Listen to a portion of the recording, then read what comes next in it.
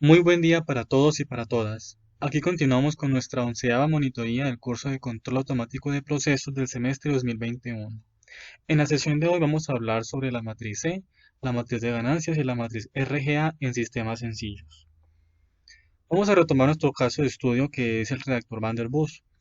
Y esta vez vamos a suponer que las salidas ya no van a ser concentración de A y concentración de B, sino que serán PSA y la concentración de B. Es decir, que en lugar de la concentración de A tenemos esta nueva variable definida de esta forma.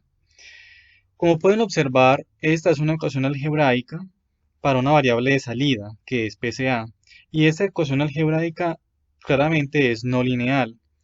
Para nosotros poder simular esto dentro del espacio de estados debemos linealizar esta expresión. Entonces, ¿cómo procedemos? Vamos a reescribir esta ecuación aquí en esta segunda columna. Y en vez de escribir esta parte de la derecha, vamos a escribir que eso es una función que depende de la concentración de A. Esa función vamos a linealizarla utilizando las series de Taylor, truncadas hasta la primera derivada. Entonces, ¿qué es lo que hacemos? Evaluamos esa función alrededor de un punto. Este punto va a ser el punto de operación o el estado estable del sistema. Entonces, es F evaluada en la concentración de A y esa concentración de A es el estado estable. Seguimos con el siguiente término de la serie de Taylor, que es la derivada de F con respecto a la concentración de A evaluada en la concentración de A del estado estable. Y esto lo multiplicamos por concentración de A menos ese punto del estado estable. Vamos a hacer ahora un rearreglo matemático. Esta F evalúa la concentración de A en el estado estable. Sabemos que es PSA, evaluada también en el estado estable. Entonces, en vez de escribir F, vamos a escribir PSA en el estado estable.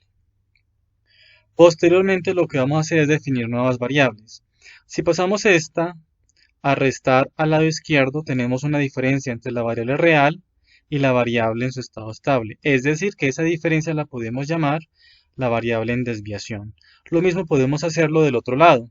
CA menos CA en el estado estable se va a llamar ahora CA, comilla, que es la variable en desviación. Si ustedes se fijan, acá tenemos una ecuación algebraica que es lineal.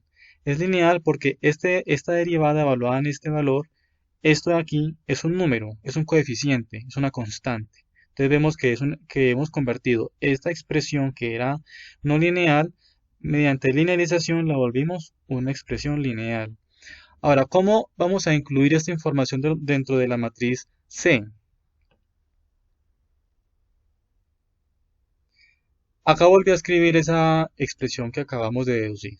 Entonces vamos a recordar qué es el espacio de estados. Acá tenemos x puntico, que es la derivada de los estados, igual a por x más b por 1.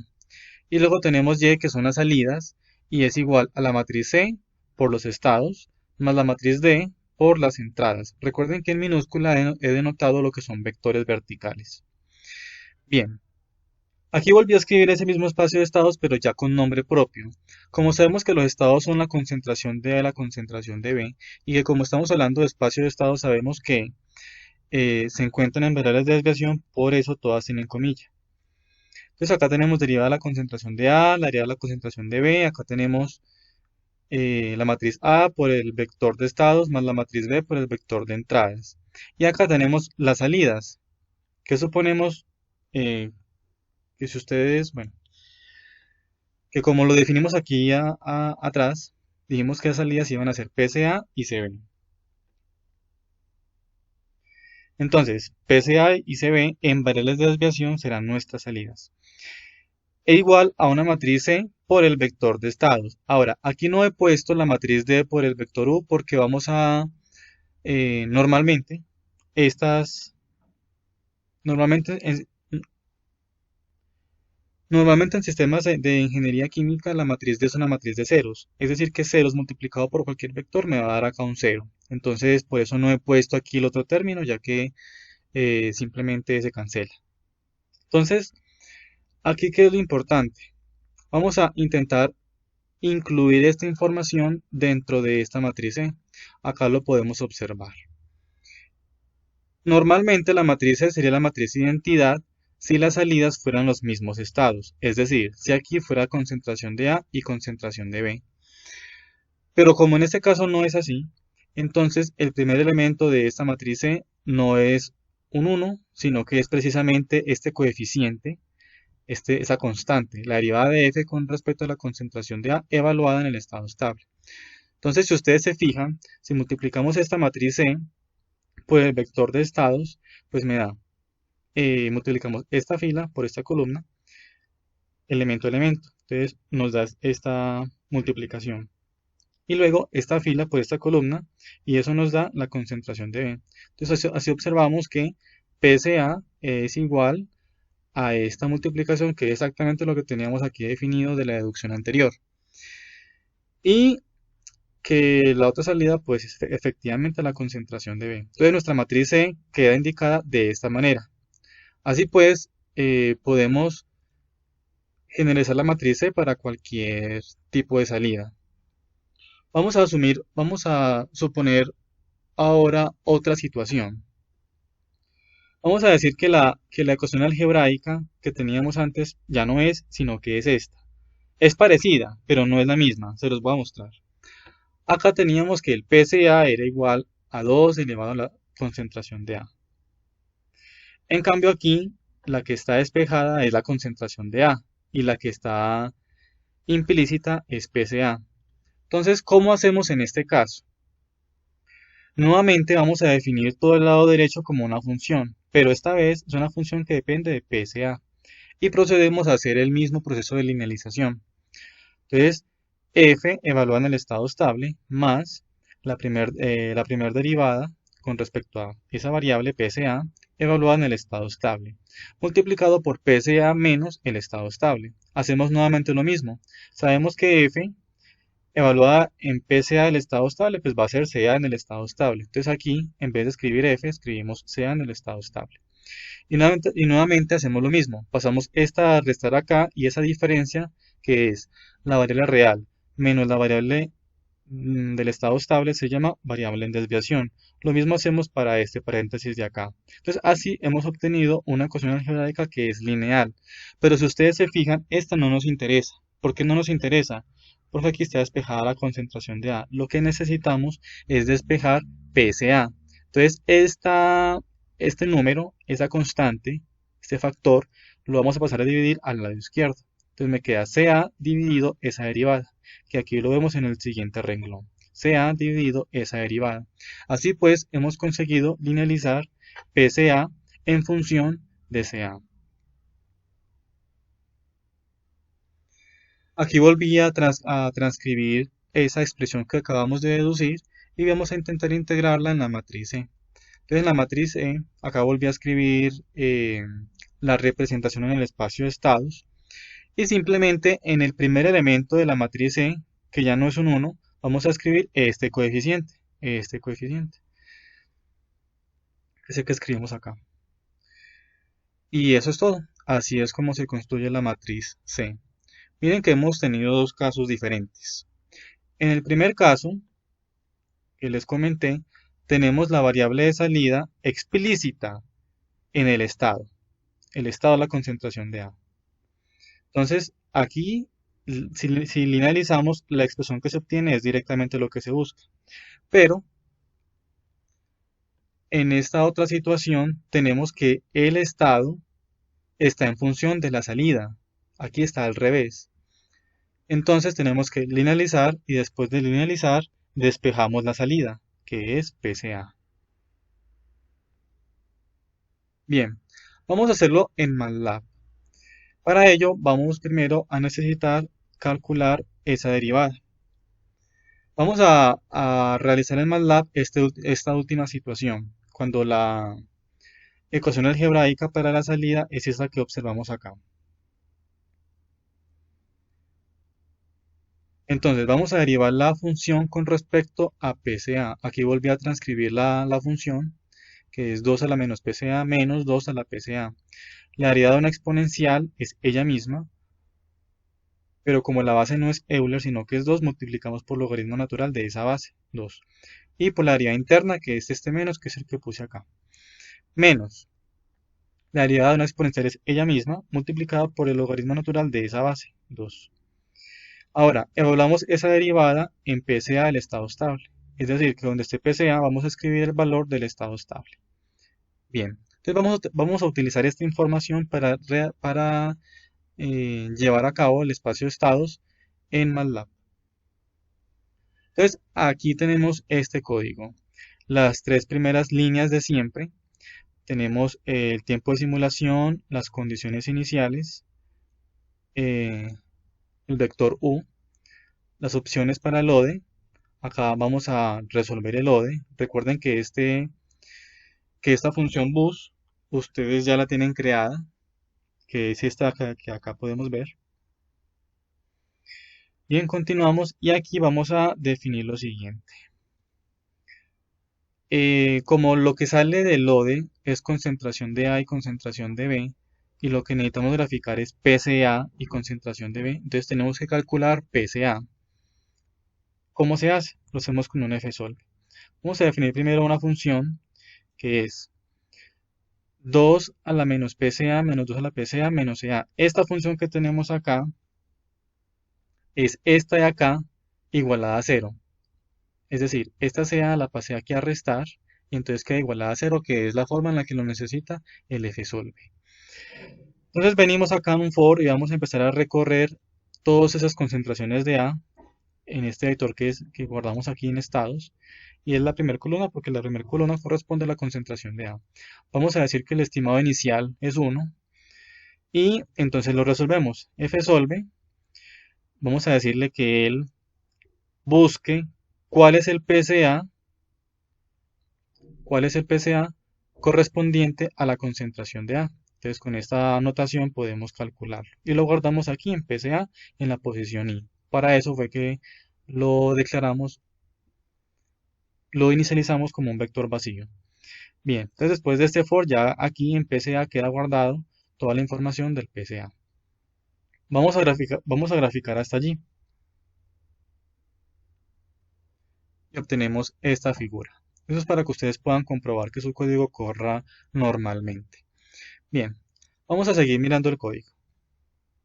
Vamos a proceder con la linealización, que en esta parte prácticamente es el mismo código que ustedes ya tienen, pero con algunas modificaciones pequeñitas, pues de anotación de variables. Entonces, acá guardamos el estado, acá en este vector guardamos el estado estable a partir de los últimos valores en el tiempo de los perfiles. En este vector guardamos las entradas, acá guardamos el paso para hacer la derivada, y entonces con estos fores procedemos a hacer pues la linealización de A para calcular A y para calcular B. Ahora, vamos a establecer quién es la matriz E. Vamos a empezar que la matriz E es la matriz identidad y sobre ella vamos a modificarla. Entonces, recordemos qué es lo que necesitamos. En la matriz E, el primer elemento, que es este que tenemos acá, es 1 sobre esta derivada. Entonces vamos a calcular esta derivada con la expresión que aquí acabamos de deducir. Entonces, en MATLAB, esta derivada la tenemos acá escrita con esta expresión. Fíjense que yo aquí en PCA puse end, porque es el del estado estable, es decir, cuando el tiempo es lo suficientemente grande. Entonces, aquí está esa derivada ya evaluada en el estado estable. Ahora, el primer elemento en esa matriz C va a ser 1 sobre esa derivada, que es lo que teníamos en la deducción del PowerPoint. Y D, pues es una matriz de ceros. Bien, ahora vamos a proceder a comparar el lineal con el no lineal. Entonces vamos a declarar sys como el espacio de estados utilizando estas matrices. Acá guardamos el tiempo de simulación y aquí establecemos las entradas. Como tratamos en la representación de espacio de estados, entonces las entradas tienen que ir en variables de desviación, como usted ya lo sabe. Entonces aquí está ceros para U2, es decir que en U2 no lo estamos perturbando y al U1 sí lo estamos perturbando. Recuerden que las dos entradas que influyen en este sistema de la tasa de dilución y la concentración de A en el alimento. Bien, lo guardamos todo en esta matriz U y entonces simulamos mediante LSIM. Posteriormente, ¿qué hacemos? Como esta variable queda en desviación, hay que sumarle el estado estable. La primera corresponde, eh, hay que sumarle entonces el estado estable de PCA y a la segunda el estado estable de la concentración de B. Fíjense que esta variable de acá, bueno, esta matriz, guarda dos informaciones. Guarda PCA directamente y la concentración de B. ¿Por qué? Porque él ya tiene la matriz E que me hace el cambio de la concentración de A PCA. Entonces esta matriz Y ya contiene esa información, PCA y la concentración de B. Bien, ahora esta es la parte lineal. Ahora vamos a proceder a realizar la misma perturbación, pero en el no lineal, usando el O de 15S. Entonces, como aquí necesitamos el variable real, entonces lo hacemos con variable real. Acá perturbamos con un 20% hacia arriba y aquí también un 20% hacia arriba en la primera variable de entrada. Nuevamente, copiamos y pegamos este código que estaba aquí arriba, que es este de acá, es prácticamente el mismo código. Pegamos acá para calcular cuánto vale PCA, porque recuerden que en esta variable se guarda la concentración de A y la concentración de B, es decir, los estados. Entonces con este for convertimos la concentración de A en PCA. Y entonces procedemos a graficar. En esta primera figura vamos a graficar el PCA del lineal y el PCA del no lineal. Y aquí la concentración de B del lineal y aquí la concentración de B del no lineal. Quiero que se note lo siguiente. La utilidad de la matriz C es que cuando yo simule el lineal, ella directamente aquí me va a sacar la información del PCA. Por tanto, no tengo que hacer este for para esta variable que está aquí guardada. El for solamente es para el estado que sale del O de 15S, es decir, el que sale del no lineal. Bien, vamos a graficar hasta allí entonces. Le vamos a dar correr. Y aquí tenemos. Ah, bueno, aquí me equivoqué. Aquí es PCA. Vamos a corregirlo directamente de una vez. Esto es PCA. Listo. Entonces esto es PCA. Y miren que el no lineal y el lineal se comportan de manera muy parecida. Para eso fue que calculamos la matriz C. Bien, yo sé que ustedes tienen que aplicar esto en su proyecto del curso. Ahora miremos la matriz de ganancias y la RGA. Volvamos a las diapositivas. Normalmente, la matriz de ganancias y la RGA se calculan usando las siguientes expresiones. Entonces, esta primera que tenemos acá es la expresión para calcular una matriz de funciones de transferencia, ¿cierto? Y si ustedes recuerdan, si yo tengo una función de transferencia de este estilo, yo puedo calcular la ganancia evaluando a S en 0. Eh, entonces, si S es igual a 0, entonces ese término se va y me queda aquí C por menos A inversa por B. Bien, esto se puede realizar siempre y cuando todas las funciones de transferencia que se encuentren dentro de esta matriz no tengan estados integrantes, es decir, no tengan aquí una S factorizada. En el caso de que haya un estado integrante, entonces esto no se puede aplicar. Por ahora sigamos con el procedimiento que para este caso de estudio de la monitoría sí se puede aplicar. Una vez tenemos la matriz de ganancias, procedemos a calcular la RGA utilizando esta fórmula de acá. K, una multiplicación elemento a elemento, ¿de quién? De la transpuesta de la pseudoinversa de K. ¿Por qué pseudoinversa? Porque la matriz K no necesariamente tiene que ser cuadrada. Entonces por eso es pseudoinversa. Entonces vamos a proceder a hacer esto en nuestro caso de estudio. Aplicamos entonces la fórmula que tenemos en la diapositiva para calcular la matriz de ganancias. Y vamos a analizar lo siguiente. Si corremos hasta allí el código, nos vamos a dar cuenta que la matriz K es de dos filas con dos columnas. ¿Qué significa cada fila y cada columna? Las filas corresponden a las salidas. En este caso, la primera fila corresponde a PCA, que era lo que habíamos establecido mediante la matriz C. PCA es la primera fila y la segunda fila es la concentración de B. Y las columnas corresponden a las entradas. Entonces, la primera entrada es la tasa de dilución y la segunda entrada es la concentración de A en el alimento. Si nosotros quisiéramos saber qué variable de entrada manipular para controlar únicamente la concentración de B, entonces no me interesa analizar toda esta matriz, sino solamente la segunda fila, porque ella corresponde a la concentración de B. Entonces, yo selecciono esa parte de la matriz de ganancias y con ella es que yo trabajo la RGA. Corremos entonces el código completo hasta el final y nos damos cuenta de lo siguiente. No se preocupen por estas líneas de código que son solamente para ver más bonita esta información, que esto acá es la misma de RGA. Entonces, esto que es la RGA, ¿qué me dice? Me dice que la variable de entrada, o la variable manipulable más apropiada para controlar la concentración de B es la tasa de dilución. ¿Por qué? Porque su valor es el más cercano a la unidad. En este caso es 0.97762. ¿Qué es lo importante que ustedes deben hacer o analizar o pensar? Es esta línea que tenemos acá. Miren que yo no trabajo con la matriz completa, con la matriz de ganancias completa, no. Yo selecciono una subsección o una submatriz que contenga solamente las salidas que voy a controlar con las entradas manipulables que estén disponibles. Esta es la parte más importante que ustedes deben analizar. Vamos a revisar qué pasa cuando hay estados integrantes. Cuando hay estados integrantes es porque aquí hay un polo en cero, o sea que si yo evalúo en cero, pues esto se va para infinito y entonces calcular la inversa se vuelve imposible. Es decir, que la matriz A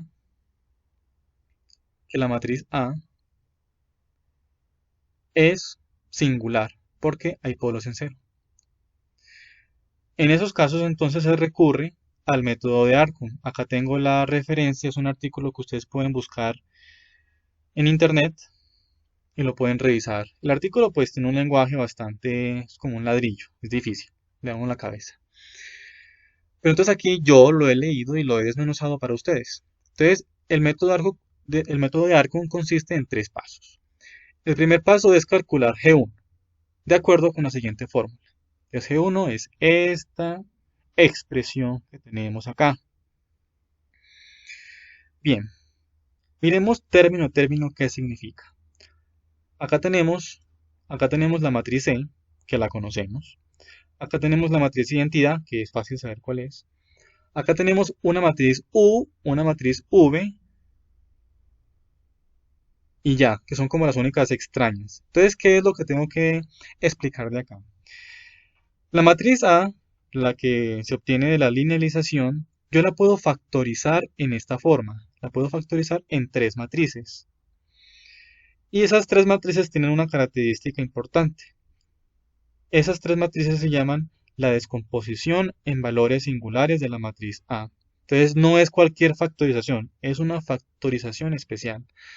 Las propiedades de la información que ella contiene pues hacen parte de un curso avanzado de álgebra lineal y de control. Por ahora no se preocupen de qué significa esto.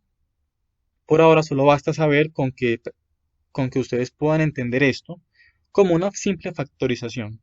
Es decir, que si yo multiplico estas tres cosas, me van a dar la matriz A. Bien, entonces esta es la matriz U, esta es la matriz sigma y esta es la matriz B transpuesta.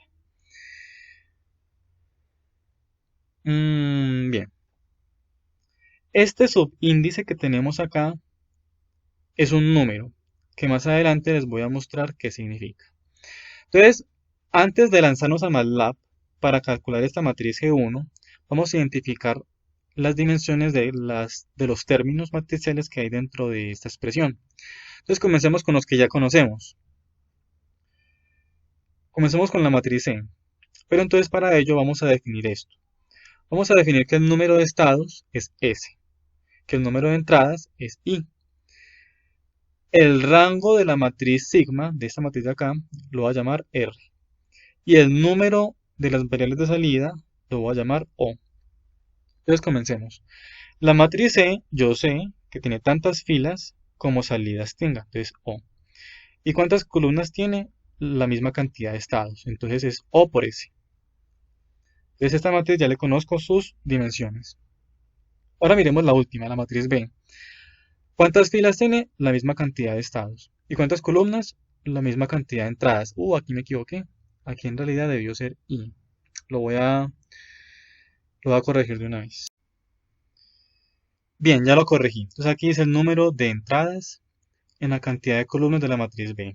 Entonces, para que esta matriz se pueda multiplicar por este corchete y se pueda multiplicar a su vez por esta matriz B, entonces yo sé que las dimensiones de este corchete tienen que ser S por S para que se puedan multiplicar, para que se pueda multiplicar por la izquierda por esta matriz y por la derecha por esta matriz. Entonces ya sé que este corchete tiene que tener S por S en dimensiones. Como este corchete consta de dos términos, que es este de aquí y todo este de acá, entonces cada uno de sus términos también debe ser de estas mismas dimensiones. Entonces esta matriz de identidad también será S por S, que es cantidad de estados. Ahora, algo que ustedes no saben, pero que yo se los voy a decir, es que U, sigma y V tienen las mismas dimensiones que la matriz A. Y como la matriz A es una matriz que es cuadrada, entonces U y V van a ser S por S. Entonces U es S por S. Y V es S por S. Bien. Esta matriz de acá, V transpuesta por U, es una matriz grande, pero de esa matriz vamos a tomar una subsección. Esa subsección está determinada por esta R. Entonces digamos que si esta matriz de acá me da 5 por 5 y R vale 3, quiere decir que voy a tomar las tres primeras filas con las tres primeras columnas y las voy a colocar aquí. Bien, para eso es esta R, para indicar eso. Ahora, ¿qué es lo importante? Si yo voy a multiplicar U por este paréntesis y luego por esto de acá, para que se puedan multiplicar, esta matriz del paréntesis debe ser S por R. Entonces, S por R. Esas son las dimensiones de este paréntesis. Este paréntesis que contiene, contiene la matriz de identidad y acá dice un cero, pero no es que sea un valor cero, no, es una matriz de ceros. ¿De qué tamaño? ¿De qué tamaño esta identidad? Pues eso va a depender de acuerdo a esto. Como yo sé que, que este paréntesis tiene R columnas y que esta matriz de identidad también va a tener R columnas, y como la matriz de identidad es una matriz cuadrada, entonces ya sé que es R por R. Y esta matriz de ceros, ¿cómo voy a saber de qué dimensiones son? Entonces empezamos. Sé que el paréntesis tiene S filas, donde R filas ya están ocupadas por la matriz identidad. Entonces, ¿cuántas me quedan? Pues S menos R. Entonces, S menos R es la cantidad de filas que debe tener esta matriz de ceros. ¿Cuántas columnas? También R columnas. Bien, entonces esas son las dimensiones de esta matriz de ceros y de esta matriz identidad. Ahora, analicemos este paréntesis de acá. Para que se pueda multiplicar esta matriz por este paréntesis y por esta V, esta paréntesis debe tener ¿qué unidades? ¿Qué dimensiones? Debe tener R por S. Entonces acá las coloco R por S. ¿Cuántas filas debe tener la matriz de identidad? Estas mismas, R. Y como es una matriz cuadrada, entonces ya sé que sus columnas también son R columnas. Ahora, ¿cuántas filas debe tener esta matriz de ceros? También debe tener R para que sea consistente con esta otra matriz de acá. ¿Cuántas columnas tiene? Yo ya sé que todo este paréntesis tiene S columnas, donde R de esas S columnas están en esta matriz. Entonces S menos R son las columnas que me quedan sobrando para meter aquí en esa matriz de ceros. Entonces, después de ese análisis exhaustivo que ustedes pueden detener el video y pensarlo un poquito, ya conocemos entonces las dimensiones de cada uno de estos términos. Ahorita sí podemos lanzarnos a MATLAB para calcularlo. Entonces vamos a utilizar este otro código, es otro archivo. Vamos a definir este espacio de estados. Este espacio de estados corresponde a un tanque que le entran dos corrientes y le sale una. Y en una de las corrientes que le entra agua con sal. y en la otra corriente que le entra agua pura. Y lo que sale es una mezcla de agua con sal. Entonces, ¿cuáles son los estados? Son dos. El volumen, el nivel del tanque, pues, el volumen del tanque y la concentración de sal dentro del tanque. Como son dos estados, la matriz A es una matriz que es 2 por 2, como lo pueden observar. Y como hay tres caudales, entonces hay tres entradas. Por eso la matriz B tiene tres columnas. Bien, vamos a decir que los estados son las mismas salidas, o sea que la matriz C es la matriz identidad. Y la matriz D es una matriz de ceros con sus dimensiones correspondientes. Bien, entonces vamos a proceder con el primer paso, que es el cálculo de G1. Entonces vamos a hacer la descomposición en valores singulares de la matriz A, de ese espacio de estados que acabamos de definir. Entonces, la salida de este comando en MATLAB me va a producir la matriz U, la matriz S y la matriz V. Bien, yo quiero que analicen esto. Esta es la matriz U, esta es la matriz V y esta es la matriz S. De la matriz S, ella siempre va a ser una matriz diagonal, es decir, solamente va a tener valores en su diagonal principal. Pero algunos de esos valores van a ser cero. Entonces, de aquí es donde yo analizo lo del rango de la matriz S. No siempre,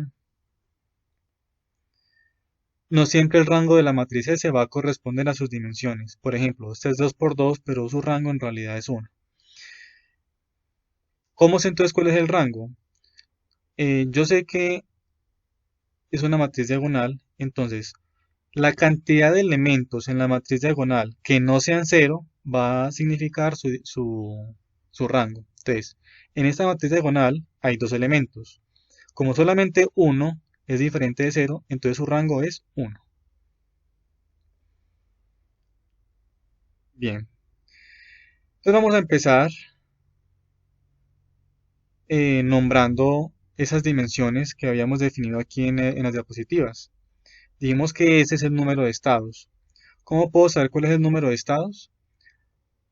Mirando cuál es la longitud de la matriz A en una columna o en una fila. Yo sé que si yo miro la cantidad de elementos que hay en una fila o en una columna de la matriz A, pues me va a dar la cantidad de estados que hay, porque ya sé que la matriz A es cuadrada. Bien, entonces yo quiero que comprueben esto. Si yo multiplico U por S por B transpuesta, que es lo que les he mostrado aquí en las diapositivas, acá, U por sigma por B transpuesta me tiene que volver a dar la matriz A. Y acá se los estoy mostrando. U por S por B transpuesta me da esta matriz, que es la matriz que yo tenía originalmente. Solo para que comprueben que sí es cierto lo que les estoy diciendo.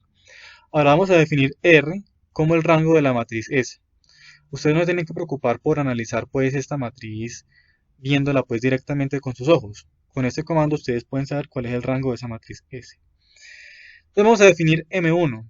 M1 es este paréntesis de acá. M1 es este paréntesis de acá, que va a ser la matriz de identidad de R por R y una matriz de ceros de S menos R por R. Entonces, aquí está, la matriz de identidad de tamaño R y una matriz de ceros de S menos R por R. Entonces, esa es la matriz M1. Ahora vamos a definir este producto acá. B transpuesta por U lo voy a llamar Z. Entonces, acá lo llamo. B transpuesta por U lo voy a llamar Z. Ahora vamos a mirar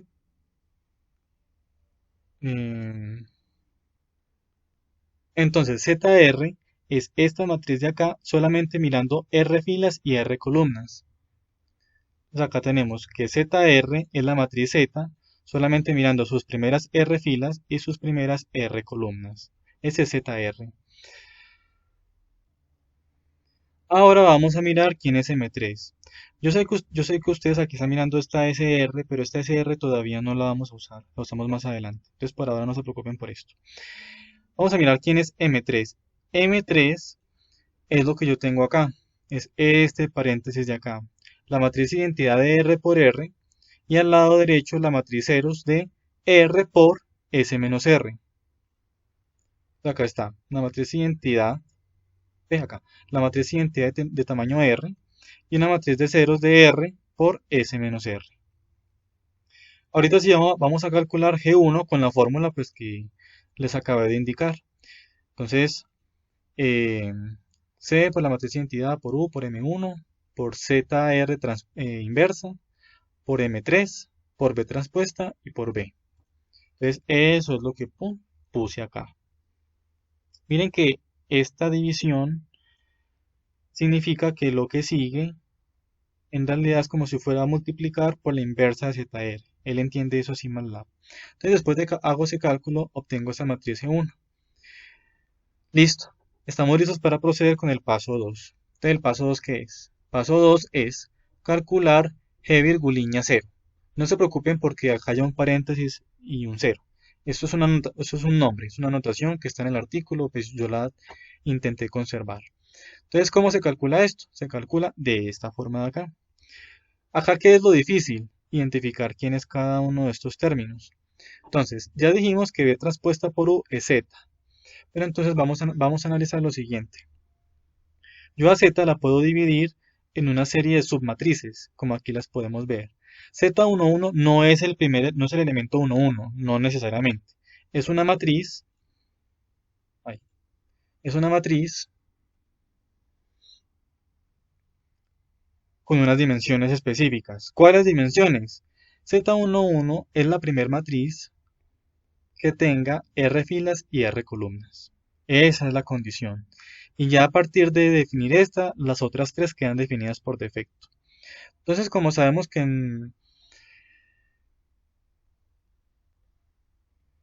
Entonces miremos directamente en MATLAB que tenemos en Z. En Z, acá ya lo hemos calculado. No, se me olvidó en dónde acá. Z. Este es Z. Y ya sabemos que el rango de la matriz S es 1. Entonces, ¿esto qué quiere decir? Que este primer elemento va a ser Z11, este va a ser Z12 y este va a ser Z21 y este va a ser Z22. Digamos que como la matriz es 2 por 2, pues es prácticamente cada uno de sus elementos. Pero cuando la matriz es más grande, eso puede cambiar. Ya no se puede analizar elemento a elemento, sino en sus matrices. Pero digamos que por ahora coincidió. Entonces, acá tenemos el código para dejarlo de manera generalizada. Entonces decimos que ZR es la primer submatriz con R filas y R columnas. Entonces decimos que es 1 hasta R, las primeras R filas y las primeras R columnas. Eso ya lo habíamos hecho aquí anteriormente. Pero entonces ahora vamos a definir quién es Z. Bueno, Z11 sería el mismo ZR. Eso sí es claro. Ahora, ¿quién es Z12? Z12 sería todo lo que está a la derecha de Z11, es decir, todo lo que esté aquí a la derecha. ¿Cómo hacemos eso? Decimos que son las mismas R filas, pero las restantes columnas, que es desde R más 1 hasta el final. Eso significa las restantes columnas. Las mismas filas de Z11, pero las restantes columnas. Z21 vendría a ser la parte de abajo de Z11. Entonces son las mismas columnas. Son las mismas columnas de Z11. Vean acá. Pero las filas restantes. Es decir, desde R más 1 hasta el final. O sea, las filas que están hacia abajo. Y entonces, listo. Así hemos definido las tres zetas más importantes. Entonces ya podemos entonces hacer el cálculo con esta fórmula. C por B y esta matriz de acá. Entonces eso es lo que tenemos aquí. C por B, negativo, sí, por esa matriz.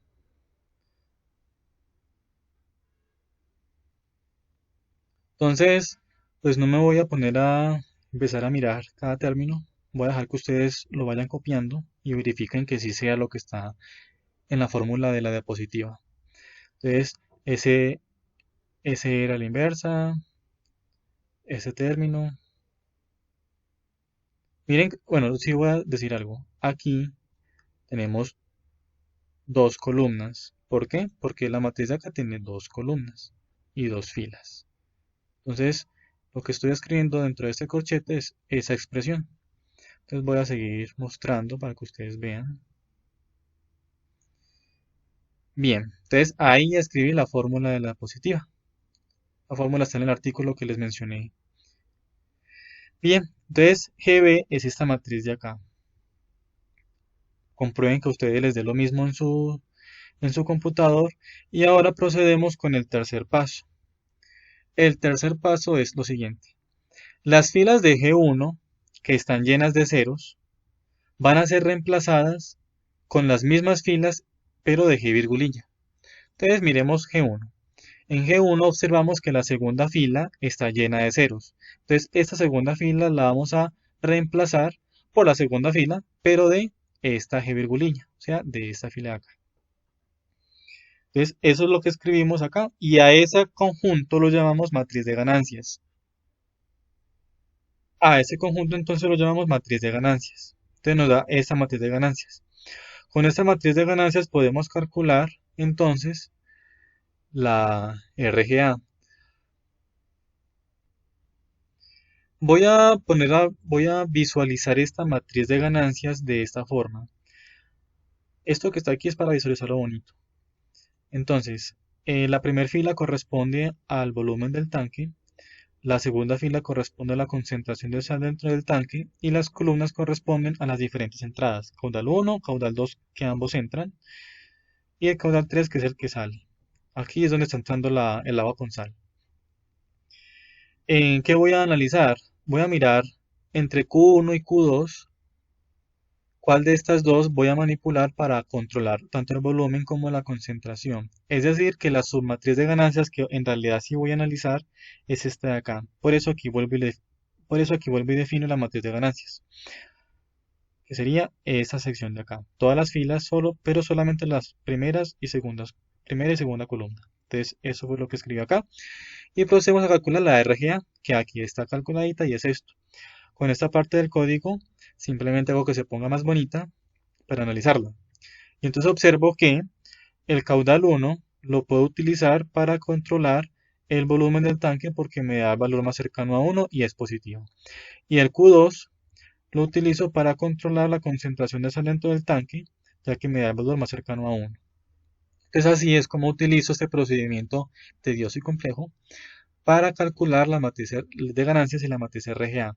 Nótese lo siguiente, si ustedes siguen al pie de la letra este código, lo único que tendrán que cambiar en su proyecto es esta definición de acá. A, B, C y D cambian y todo de aquí hacia abajo es exactamente lo mismo. Esto no cambia, nada de esto cambia. Excepto aquí, donde ustedes tienen que definir acá. Acá tienen que mirar cuáles son las filas de ceros en G1 que van a reemplazar con las filas correspondientes en GB. Eso sí lo tienen que mirar ustedes a ojo. Entonces, espero que esto sirva para su proyecto y ojalá les rinda. Que tengan un buen día.